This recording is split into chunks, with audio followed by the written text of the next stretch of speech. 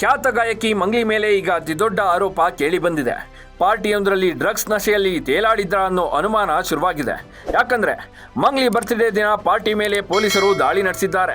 ಈ ವೇಳೆ ಪೊಲೀಸರು ಮದ್ಯ ಮತ್ತು ಡ್ರಗ್ಸ್ ವಶಪಡಿಸಿಕೊಂಡಿದ್ದಾರೆ ಅನ್ನೋ ಶಾಕಿಂಗ್ ಮಾಹಿತಿ ಹೊರಬಿದ್ದಿದೆ. ಇದೀಗ ಸಿಂಗರ್ ಮಂಗ್ಲಿ ತಮ್ಮ ಮೌನವನ್ನ ಮುರಿದಿದ್ದಾರೆ.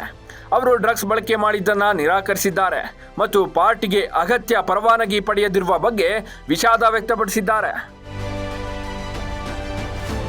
ಜೂನ್ 10ರಂದು ಮಂಗ್ಲಿ ಬರ್ತ್ಡೇ.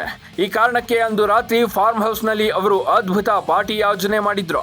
ಈ ವೇಳೆ ಅವರ ಆಪ್ತರು, ಗೆಳೆಯರು, ಕುಟುಂಬ ಸದಸ್ಯರು ಹಾಗೂ ತಂಡದ ಸದಸ್ಯರು ಇದ್ರು. ಈ ವೇಳೆ ಮದ್ಯ ಬಳಕೆಯಾಗಿದೆ. ಇಷ್ಟು ದೊಡ್ಡ ಪಾರ್ಟಿ ಮಾಡುವಾಗ ಮತ್ತು ಮದ್ಯ ಕೊಡಲು ಒಪ್ಪಿಗೆ ಪಡೆಯಬೇಕು ಎಂಬ ನಿಯಮ ಇದೆ. ಆದರೆ ಇದನ್ನ ತೆಗೆದುಕೊಂಡಿಲ್ಲ ಅಂತ ಹೇಳಲಾಗ್ತಿದೆ.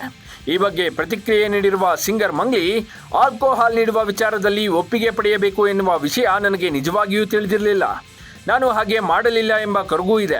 ಯಾರಾದರೂ ನನಗೆ ಮಾರ್ಗದರ್ಶನ ನೀಡಿದರೆ ನಾನು ಹಾಗೆ ಮಾಡ್ತಿದ್ದೆ. ಪಾರ್ಟಿಯಲ್ಲಿ ಯಾವುದೇ ವಿದೇಶಿ ಮದ್ಯ ಇರಲಿಲ್ಲ.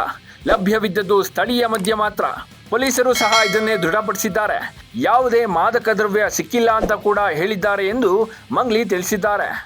ಲೇಟೆಸ್ಟ್ ಹಾಗೂ ಇಂಟ್ರೆಸ್ಟಿಂಗ್ ಸುದ್ದಿಗಳಿಗಾಗಿ ಬಾಸ್ ಟಿವಿ ಕನ್ನಡ ಚಾನೆಲ್ನ ಸಬ್ಸ್ಕ್ರೈಬ್ ಮಾಡಿ. ಹಾಗೆಯೇ ಬೆಲ್ ಐಕಾನ್ ಪ್ರೆಸ್ ಮಾಡಿ.